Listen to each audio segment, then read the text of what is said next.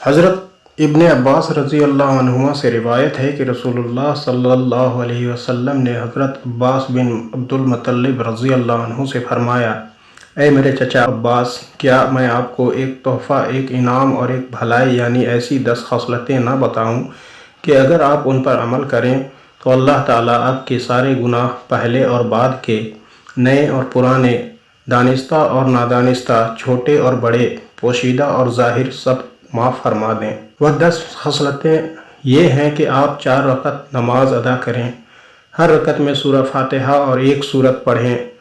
جب آپ پہلی رکعت میں قرات سے فارغ ہو جائیں تو قیام ہی کی حالت میں 15 مرتبہ یہ تسبیح پڑھیں، سبحان اللہ والحمد للہ ولا الہ الا اللہ واللہ اکبر۔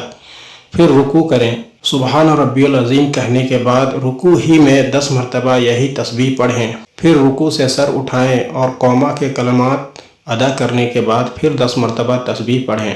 اس کے بعد سجدہ کریں، سجدہ میں سبحان ربی الاعلیٰ کہنے کے بعد 10 مرتبہ پھر یہی تسبیح پڑھیں۔ پھر سجدہ سے اٹھ کر 10 مرتبہ یہی تسبیح پڑھیں۔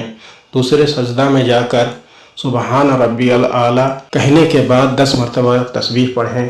پھر سجدہ سے سر اٹھائیں اور 10 مرتبہ تسبیح پڑھیں۔ اس طرح ایک رکعت میں تسبیحات کی کل تعداد 75 ہو گئی۔ چاروں رکعتوں میں آپ یہی عمل دہرائیں۔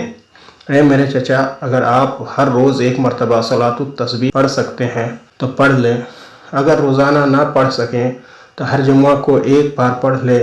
اگر ہفتہ میں بھی نہ پڑھ سکیں تو پھر ہر مہینہ میں ایک مرتبہ پڑھ لیں۔ اگر مہینے بھی میں نہ پڑھ سکیں تو ہر سال میں ایک مرتبہ پڑھ لیں۔ اگر سال میں بھی ایک بار نہ پڑھ سکیں تو ساری زندگی میں ایک بار ہی پڑھ لیں۔ ابو داؤد۔